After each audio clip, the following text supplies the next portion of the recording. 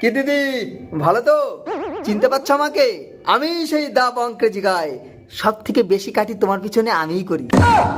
বলছি দিদি, কি প্ল্যান খাটিয়েছো মাইরি। বৌদিদেরকে 1000 টাকার লক্ষ্মীর ভান্ডারের লোভ দেখিয়ে ভোটে তো ঠিক জিতে নিলে, এখন দাদাদের পকেট থেকে 3-4 হাজার টাকা ইলেকট্রিকের বিল ঠিকই খসিয়ে নিচ্ছ। তোমার প্ল্যান দিদি এরা কোনোদিন ধরতে পারবে না, তুমি চালিয়ে যাও। পশ্চিমবাংলা যদি কেউ সর্বনাশ করতে পারে তাহলে তুমিই পারবে, আলবাত তুমিই পারবে। বলছি দিদি, সে আনন্দে একটা রবীন্দ্রসঙ্গীত হবে নাকি? তোমার কোকিল কণ্ঠে রবীন্দ্রসঙ্গীত গান শোনার জন্য আমার দিলটা ধকপক ধকপক ধকপক ধকপক করছে। বলছি দিদি, একটা গান শোনাও না প্লিজ।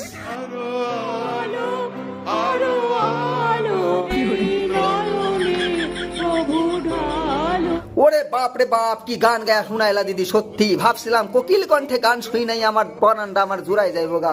বিশ্বাস করো দিদি, পরানটা জোড়ানো তো দূরের কথা, পরানটা আমার জ্বইলা গেল, সাথে কান জুড়ে আমার ঝালা ফালা হয়ে গেছে।